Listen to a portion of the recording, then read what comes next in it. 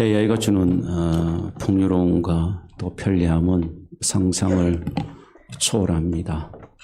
그러나 AI 시대가 가져다주는 그 빛이 있는 반면에 또 어두움도 우리 사회에 그 깊이 더 드리워지고 있습니다. 바로 상실입니다.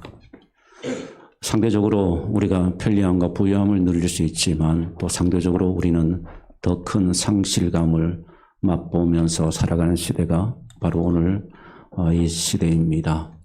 청년들의 운동은 점점 더 깊어져 가고 있고 노년층의 고독은 더 그 넓이와 깊이가 더해가고 있습니다.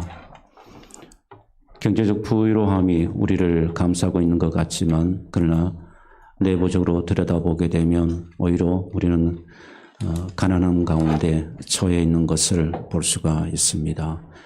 2025년도 통계청 발표를 보게 되면 우리 청년들이 점점 은둔 생활을 하는 청년들이 더 많아지고 있다고 합니다. 23년과 비교해 볼 때 그 수치가 가파르게 상승하고 있음을 볼 수가 있습니다. 2배나 많아졌습니다. 사회로부터 상실감을 느낀 거죠. 삶으로부터 아픔을 가지고 있는 청년들입니다. 그래서 그들은 점점 더 고립되어져 가고 있고 점점 그들의 삶의 그늘은 더 어두워지고 있습니다. 실제로 그러면 중년층들은 어떻습니까? 실제로 40대 한창 경제적 활동이 많은 사람들, 왕성한 활동 시기에 있는 우리 40대 여러분 자살률이 암으로 생명을 잃는 것보다 더 많아졌습니다. 매일 40.16명이 여러분 스스로 목숨을 끊고 있습니다. 점점 증가하고 있는 이 현실, AI 시대를 사는 우리에게 바로 상실의 아픔을 잘 반증해 주고 있습니다. 24년도 그러면 노년층들을 한번 보겠습니다. 노인 세대는 그럼 평안합니까? 노년 세대는 그러면 행복합니까? 아닙니다. 노년 세대도 더 큰 아픔과 상실을 지금 경험하고 있습니다. 독거 노인들의 수가 210만을 넘어서고 있습니다. 계속해서 여러분 홀로 거하는 분들이 증가하고 있다는 여러분 통계가 우리를 상실의 노년 시대를 잘 예표해 주고 있다고 할 수가 있습니다. 실제적으로 우리가 지역 봉사를 합니다. 매달 60명을 이 지역에 어려운 분들을 섬기는데 대부분이 다 어르신들입니다. 활동이 부자연스럽고 어려운 분들, 실제로 통계로도 나와 있습니다만은 이제 노년 세대 가운데 병원에 함께 갈 사람이 없습니다. 그래서 병원도 가지 못하고 또 명절 되어도 찾아오는 사람이 없습니다. 그래서 고독사로 여러분 그 삶을 마감하는 분들이 있습니다. 우리 교회 성도들 가운데에도 제가 몇 분을 그렇게 먼저 하나님 나라에 보낸 분이 있습니다. 늘 홀로 계시는 분인데 어느 날 찾아가니까 그분이 계시지 않습니다. 홀로 아무 가족, 자녀들 없이 홀로 고독사 하신 거죠. 그래서 그 장례를 치러줄 분도 없어서 이렇게 국가에서 장례를 치르는 분들이 점점 많아지고 있습니다. 60명의 이번에 우리가 다시 원래 그분들을 섬기면서 지역봉사팀에서 저에게 리포트를 이렇게 합니다. 목사님, 가보니까 이번은 구정 명절인데도 너무 찾아오는 사람이 아무도 없었고 홀로 그렇게 계신 분들을 보니까 너무 마음이 아프더라. 그렇게 저에게 리포트를 했습니다. 그러면서 명절 때만이라도 우리가 좀 더 그분들에게 따뜻한 손길을 내밀 수 있는 그런 기회가 있으면 좋겠습니다. 그렇게 저에게 건의를 했습니다. 이처럼 여러분 우리가 실제로 보게 되면 청년도 그렇고 그리고 40대도 그렇고 그리고 여러분 65세 이상의 여러분 노년 세대도 그렇고 여러분 상대적 상실과 그 아픔을 여러분 참을 길이 없고 또 견딜 수 없어서 목숨을 스스로 끊기도 하고 청년들은 점점 자신만의 은둔의 그 동굴 속으로 지금 들어가고 있습니다. 들어가고 있고 노년 세대는 점점 이제는 나는 쓸모없는 존재가 되어 가는구나 그런 상실감에서 지금 하루하루 마지못해 그렇게 인생을 보내는 분들이 많이 있습니다. 여러분은 어떻습니까? 혹시 오늘 이 예배 자리에 오신 분들 가운데 여러분 인생의 마침표를 찍어버리고 싶은 그 마음을 가지고 오신 분은 없습니까? 여러분이 아픔 속에서 견딜 수가 없어서 아니면 여러분의 실패와 여러분의 연약함을 여러분 극복할 길이 없어서 이제 내 인생이 이제 그냥 여기에서 마쳤으면 좋겠다. 여러분 혹시 그렇게 탄식하며 그 마음의 아픔을 가지고 간직한 채 여러분 오늘 예배 자리에 오신 분 없습니까?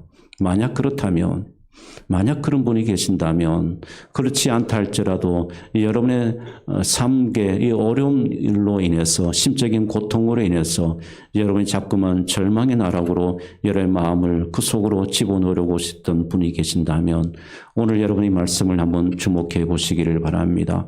성령께서 여러분의 마음을 만져주시고 진정한 여러분 성경이 말하는 그 소망이 얼마나 대단하고 소망이 우리에게 얼마나 중요한 것인가를 함께 다시 경험하고 여러분 마음속에 주님 성령이 주시는 그 소망으로 채워져서 마음에 있는 모든 어둠들이 예수 그리스도의 보혈의 근소한 능력으로 떠나가는 역사가 있기를 주님의 이름으로 축원합니다. 여러분 마음의 어두운 터널들에서 다 벗어나는 역사가 있기를 성령께서 여러분의 마음을 그렇게 만져주시고 여러분의 삶을 하나님께서 인도해 주시기를 주님의 이름으로 축원합니다. 사랑하는 여러분 오늘 이 말씀을 보십시오. 19절 말씀을 보겠습니다. 19절 말씀에 한 사람의 이름 한 사람 너무나도 여러분들이 잘 아는 사람인데 여러분 너무나도 소중한 진리를 우리에게 가르쳐 줌에도 제가 이 말씀을 준비하면서도 깨닫게 된 것이 무엇인가 하면 이 엄청난 보화와 진주가 담겨있는 이 말씀인데 우리는 늘 이 말씀을 잘 못 붙드는 존재이구나. 어찌할꼬 예수를 20년 믿어도 30년 믿어도 늘 그 말씀 앞에 말씀을 붙들지 못하고 늘 상황을 보려고 하는 우리의 이 끊임없는 욕망과 이 시선을 어찌할꼬 그렇게 탄식할 수밖에 없었습니다. 19절 말씀을 보시게 되면 이 아브라함의 사람의 상황을 지금 이야기를 하고 있습니다.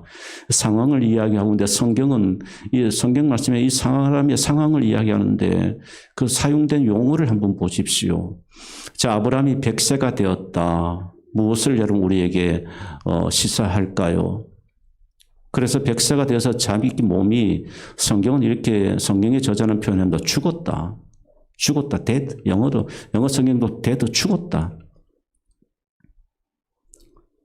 과거형입니다. 죽었다. 그리고 사라의 태가 죽은 것 같았다. 죽었다. 두 번 죽음을 이야기하고 있습니다. 지금 아브라함의 삶의 상황을 표현하는데 죽었다. 이 뭡니까? 끝났다는 거죠. 가망이 없다는 겁니다. 희망이 없다는 거죠. 내 삶에 무슨 유익이 있으면 내가 살아서 무슨 존재의 가치가 있으면 내가 살아서 어떤 의미가 있을까?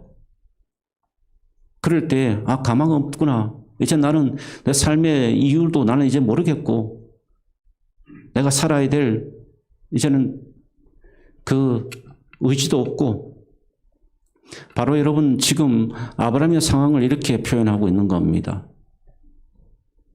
100세고 자기 몸이 죽었고 아내의 몸도 죽었고 자 이것이 여러분 바로 아브라함의 상황입니다. 자 그런데 보십시오.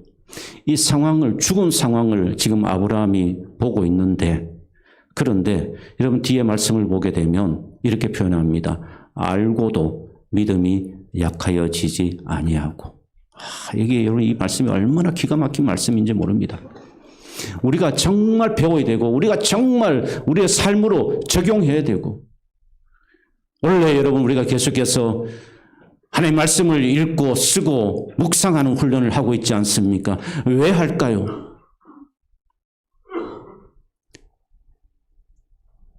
왜 우리가 이 일을 지금 하는 것입니까? 그저 관념 속에 머물고 있는 그런 신앙인이 되지 말자는 겁니다. 살아계신 하나님의 말씀은 살아있고 운동력 있는 말씀인데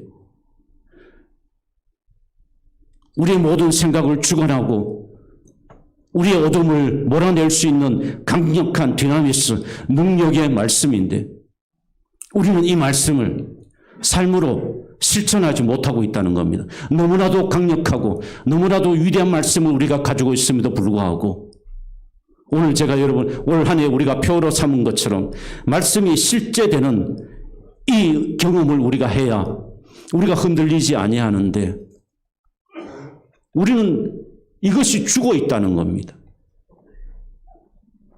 그래서 오래 믿던 처음 믿던 공통된 현상이 뭔가 하면 여전히 우리는 현실을 보면서 발발 떨고 있고 현실의 문제를 보면서 거기에 온통 우리 마음과 생각을 다 빼앗겨버리고 그 현실을 바라보면서 이제는 나는 안 되구나 끝났다라고 생각하기도 하고 절망 속에 빠지기도 하고 그런데 여러분 제가 이 말씀을 통해서 깨달은 것은 무엇인가? 하나님은 우리에게 그것을 원하지 않는다는 사실입니다. 하나님은 우리의 그 모습을 보고 싶지 않다는 사실입니다. 아무리 상황이 개떡 같더라도 힘들더라도 어렵더라도 악하다 할지라도 하나님은 우리의 시선과 우리의 마음이 거기에 빼앗겨서 있는 것을 하나님은 원하지 않으시는 분이시다. 이 말씀을 다시 한번 보시면 다 죽었습니다. 아브라함이 지금 상황을 묘사하는데 다 죽었는데 아브라함이 그럼 몰랐습니까? 몰라서 아브라함은 그냥 낙관적인 사람처럼 그렇게 소망을 가지고 살았습니까? 아닙니다. 다 알았어요. 성경을 보시면 알고도 믿음이 약하여지지 아니하니라. 여러분 오늘날 우리가 바로 회복해야 될 부분이 바로 이것입니다. 상황을 알지만 내 몸이 죽어가는 것을 안다 할지라도 내 믿음이 약하여지지 아니하고 내가 실패하고 내가 어려워도 상황을 내가 알지만 그러나 내 믿음이 약하여지지 아니하고 이것이 바로 소망입니다. 이것이 소망입니다. 세상은 소망을 자기의 생각과 자기의 마음의 기대치에 거기를 두는 것을 소망이라고 이야기합니다. 자기의 무언가를 이루어지기를 갈망하고 원하는 것을 가지고 있는 것, 그것이 세상의 소망이라고 이야기하지만 그러나 성경은 소망을 그렇게 말씀하고 있지 않습니다. 소망은 절대적 악한 상황일지라도 하나님께서 약속의 말씀을 붙들고 그 약속의 말씀을 바라보는 것, 그것이 소망이다. 그리고 로마서 5장 5절 말씀처럼 여러분 소망은 바로 이것입니다. 로마서 5장 5절 말씀 함께 읽겠습니다. 소망이 우리를 부끄럽게 하지 아니함은 우리에게 주신 성령으로 말미암아 하나님의 사랑이 우리 마음에 부은 바 됨이니. 할렐루야. 내가 기도하고 내가 기대하고 내가 바라고 내가 원하고 내 중심에서 무언가를 여러분 갈망하고 뭔가 그림을 그리고 있는 것이 그것이 소망이 아니라 소망이라고 하는 것은 하나님의 말씀의 확신에 찬 근거를 가지고 있고 하나님의 성령이 내 마음에 하나님의 사랑이 내 마음에 부어주음으로 말미암아 우리가 가지게 되는 것이 그것이 소망이라는 겁니다. 그래서 여러분 세상 사람들이 여러분 기대치가 무너졌을 때 우리 예수 믿는 사람들이 무너지지 아니하고 아브라함처럼 다 죽었지만 알았지만 그러나 믿음이 더 강하여지게 되는 것은 바로 우리에게 이 소망이 있기 때문에 우리가 이렇게 되는 것입니다. 믿습니까? 내가 되는 것이 아니라 내 노력과 힘과 의지로 되는 것이 아니라 성령이 하나님의 사랑을 우리의 마음에 부어줌으로 말미암아 우리가 소망을 가지게 되는 것입니다. 사랑하는 여러분, 오늘 성령이 여러분 마음에 하나님의 그리스도의 사랑을 부어주셔서 여러분의 소망의 사람으로 바뀌어지는 역사가 있기를 주님의 이름으로 축복합니다. 우리는 소망의 사람으로 사는 것이 바로 그리스도인입니다. 이 예수 믿는 사람들입니다. 소망의 사람으로 사는. 그러므로 여러분, 우리가 어떤 상황 속에서도 절망하지 아니하고 성령께서 여러분에서 그리스도의 하나님의 사랑을 부어주셔서 소망으로 소망 가득 여러분 살아가시는 은혜가 있기를 축복합니다. 여러분 보십시오. 이 말씀을 보시게 되면 다시 한번 19절 말씀을 보십시오. 현실을 아브라함이 몰랐던 것이 아닙니다. 그 현실을 직시했습니다. 그것이 어떻게 표현하고 있냐면 알고더라는 이 단어 가운데 여러분 아브라함이 현실을 몰랐던 것이 아니라는 것을 우리에게 말씀해 주고 있습니다. 아브라함은 현실을 알았어요. 끝났다는 자기의 현실을 알았습니다. 알았지만 그러나 그의 믿음이 약하여지지 아니하였다라고 말씀하고 있습니다. 혹자는 여러분 우리가 믿음을 이야기할 때 현실을 부정하는 것이 그것이 믿음이다라고 그렇게 이야기하는 분들이 있습니다. 아닙니다. 여러분 19절 말씀을 보시게 되면 아브라함이 현실을 부정합니까? 아니요. 현실을 부정하지 않습니다. 현실을 아주 잘 직시하고 있었습니다. 현실을 잘 알고 있었습니다. 그렇다면 뭡니까? 믿음이라는 것은 현실을 바라보면서 여러분 하나님보다 그 현실보다 하나님이 더 크다는 것을 인정하고 고백하는 것, 이것이 믿음입니다. 믿습니까?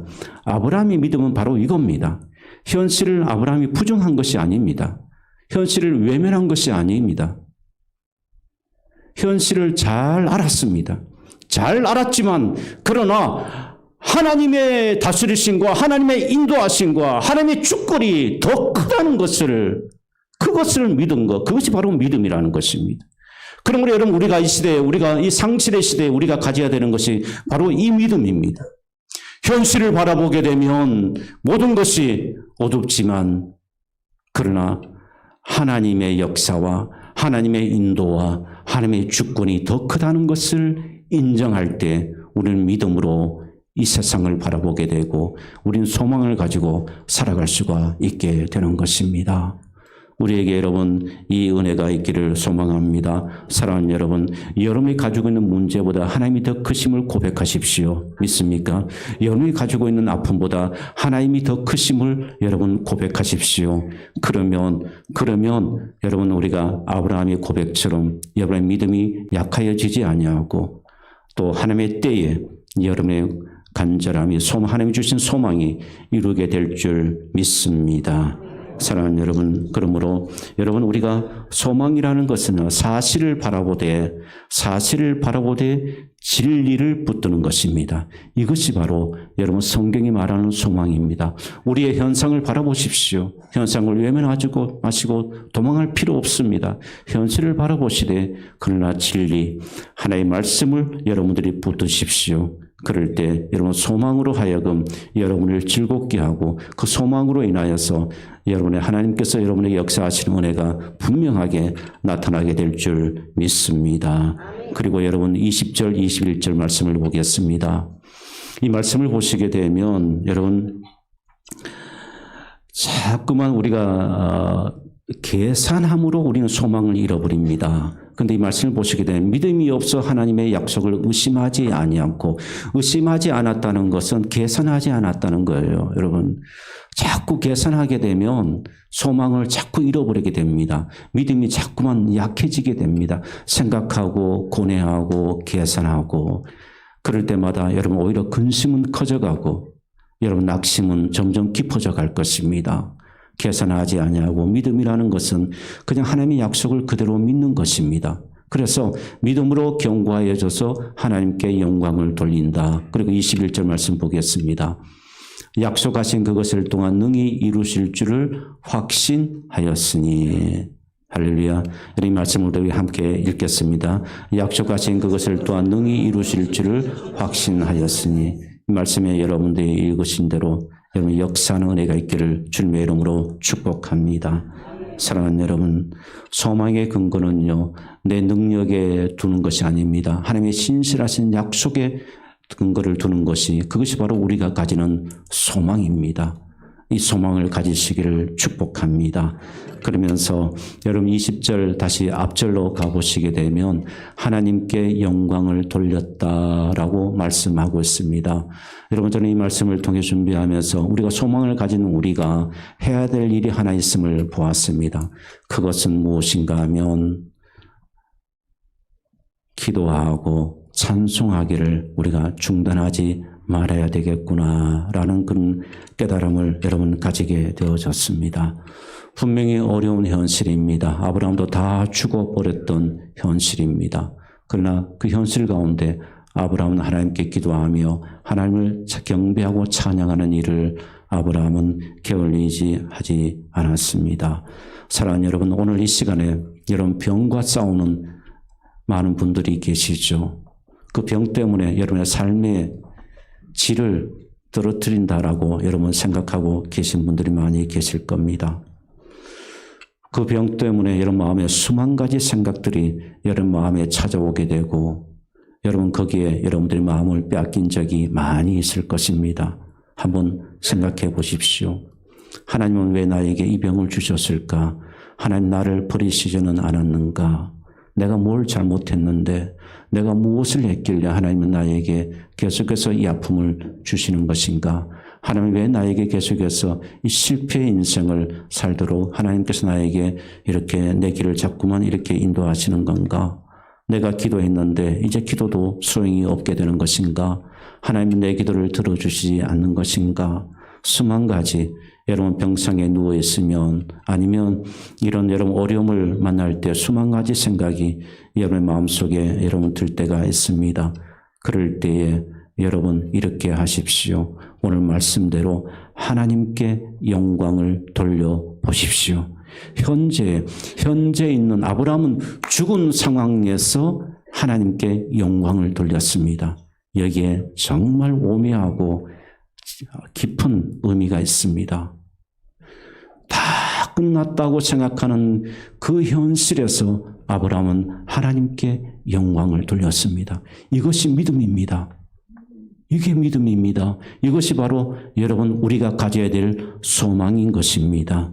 사랑하는 여러분, 그러므로 여러분이 아픔이 있습니까? 그 고통은 여러분 나의 인생을 가두는 감옥이 아닙니다. 감옥이 아니라 더 깊은 은혜의 세계로 여러분 나아가는 통로임을 고백하시는 그 믿음이 되시기를 주님의 이름으로 축복합니다. 종종 이런 실패와 질병은 우리를 하여금 우울감을 가지게 합니다. 그리고 사람들로부터 소외감을 가지게 만들고 영적으로도 우리가 하나님으로부터 내가 소외감을 가지게 되는 그런 감정을 가지게 됩니다.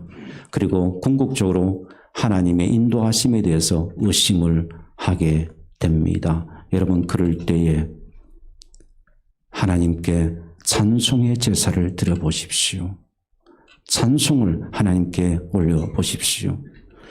찬송은요, 숨막히는 나의 삶의 현장을 여러분 내 마음에 이 온갖 들어있는 온갖 잡동사니들을 우리가 하나님께 찬송할 때에 여러분 마음을 지성수로 바꾸게 되는 놀라운 역사가 있는 것이 그것이 바로 찬송입니다. 그러므로 여러분 하나님께 찬송을 많이 하십시오. 가장 처절한 상황 속에서 하나님께 올려드리는 신앙 고백이 뭡니까? 그것이 바로 찬송입니다. 그러므로 여러분 찬송을 시작하는 순간에 내 시선이 옮겨지게 될 것이고 찬송이 시작하는 순간에 내 마음의 어두움들이 떠나가게 되고 찬송이 시작하는 순간부터 여러분 내 삶을 지우고 있는 모든 사실들이 끊어지는 역사가 있게 되는 것입니다. 그러므로 찬송으로 여러분 하나님께 영광을 돌려보시기를 주님의 이름으로 부탁드립니다. 찬송가 438장 찬송을 보십시오. 이 찬송이 참 은혜로운 찬송인데 말씀을 준비하면서 제가 계속 불렀던 찬송입니다. 찬송가 438장이에요. 내 영혼이 은총 입어 중한 죄짐 벗고 보니. 자, 이 찬양인데 여러분 3절 가사를 한번 보십시오. 참 기가 막힙니다. 3절 가사는 높은 산이 거친 들이 초막이나 궁궐이나 내 주 예수 모신 곳이 그 어디나 하늘나라. 여러분 이 찬양을 보시면요, 여러분 3절 찬송 가사를 보시면 초월성을 이야기합니다. 현실에 매여 있는 나 자신을 노래하는 것이 아니오, 현실의 아픔에 거기에서 내가 빠져있는 나 자신을 바라보면서 노래하는 것이 아니라 높은 산의 거친들이 초막이나 궁궐일지라도 그 모든 그 어디에도 그곳이 하늘나라가 된다는 고백의 찬양을 바로 이 438장에서 하고 있는 겁니다. 얼마나 여러분 놀라운 찬양인지 모릅니다. 이 438장의 3절 가사를 보면서 제가 이렇게 개사를 해보았습니다. 지친 몸과 아픈 몸이 병실이나 침상이나 내 주 예수 모신 곳이 그 어디나 하늘나라. 이 찬양 한번 해보겠습니다. 반주 한번 해주세요. 제가 말씀을 준비하면서 이렇게 개사를 해보았습니다. 찬양의 위로가 되시고 힘이 되시기를 바랍니다. 지친 몸과 아픈 몸이 병실이나 침상이나 내 주 예수 모신 곳이 그 어디나. 함으로 고백하십시다. 지친 몸과 아픈 몸이 병실이나 침상이나 내 주 예수 모신 곳이 그 어디나 하늘나라. 여러분 이것이 바로 소망입니다. 이것이 바로 우리가 가져야 될 소망입니다. 이 상실의 시대에 우리가 지녀야 될 바로 소망입니다. 사랑하는 여러분, 이 소망으로 사시는 은혜가 있기를 축복합니다. 그러면 이깁니다. 그러면 극복할 수가 있습니다. 그러면 아브라함은 다 죽었지만 하나님의 때에, 하나님의 시간에 하나님께서 약속의 말씀을 이루어 주셨듯이 하나님의 약속은 중단되는 것이 아니라 하나님의 때에, 하나님의 시간에 반드시 저와 여러분의 삶 가운데 역사하게 될 줄 믿습니다. 사랑하는 여러분, 이 말씀을 준비하면서 제가 이스라엘 백성들을 다시 한번 묵상해 보았습니다. 그들의 가나안의 여정의 실패가 무엇일까요? 하나님께서 약속의 말씀을 주셨잖아요. 그 약속의 말씀을 주셨는데 그들은 현실의 문제가 더 커 보였던 겁니다. 현실의 문제가 더 커 보이니까 하나님께 원망하고 하나님께 불평하는 거예요. 여러분 우리도 똑같습니다. 현실의 문제가 더 크게 보이면 우리는 여러분 소망은 온데간데 없고 하나님의 약속의 말씀은 온데간데 없고 거기에만 자꾸만 꽂혀서 내가 누리지 못하고 가지지 못하고 내가 지금 겪고 있는 현실의 문제 때문에 마음이 아프고 여러분 고통스러운 겁니다. 그리고 원망이 찾아오게 되죠. 여러분 그러면 우리는 실패합니다. 이스라엘 백성들은 우리에게 잘 가르쳐주고 있지 않습니까? 사랑하는 여러분, 현실을 보는 것이 아니라 하나님의 약속의 말씀을 붙드시기를 축복합니다.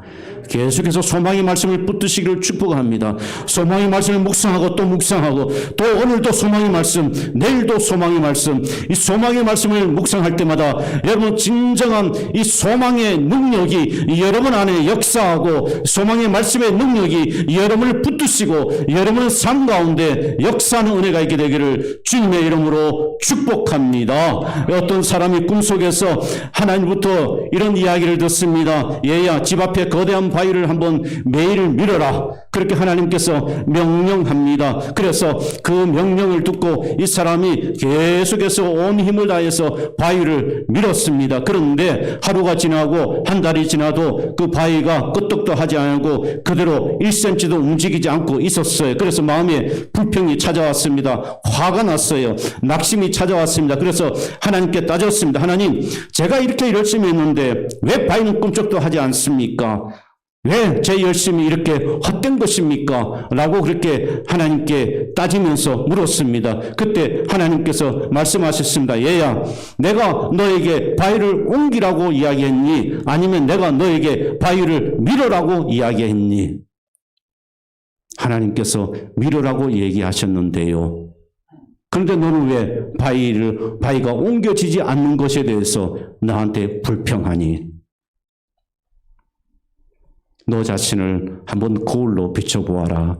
그렇게 하나님께서 이야기하시더랍니다. 그래서 거울 앞에 자신을 딱 보니까 갑자기 약간 팔에도 근육이 생겼고 없던 가슴도 쫙 나오게 되고 몸짱이 되어져 있는 거예요.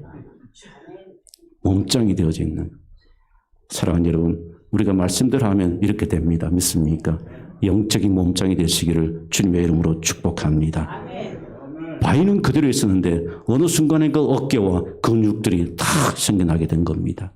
이것이 바로 우리가 소망을 가질 때 이기는 힘입니다. 이 힘이 여러분을 붙드시고 여러분 능력 가운데 인도하시기를 주님의 이름으로 축원합니다. 마지막에 요한복음 16장 33절을 같이 고백하겠습니다. 이것을 너희에게 이루는 것은 너희로 내 안에서 평안을 누리게 하려 함이라. 세상에서는 너희가 환난을 당하나 담대하라. 내가 세상을 이기었노라.